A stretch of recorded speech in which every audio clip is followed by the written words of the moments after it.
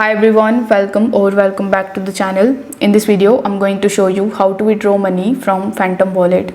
For that, first of all, open your Phantom Wallet and select that asset which you want to withdraw. You can withdraw Solana, Ethereum, Sui, Polygon, Bitcoin, USDT, etc. So first of all, you need to simply tap on the send option, then select the asset which you want to withdraw.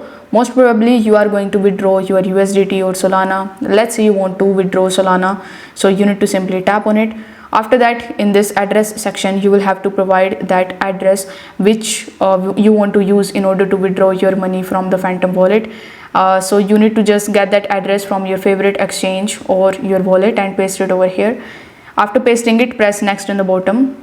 Then you need to enter the amount of SOL that you want to transfer, and it will show you the next option in the bottom. So you just have to simply tap on next option, and after that you just have to simply review these details. Make sure that your address is correct and the network is also correct.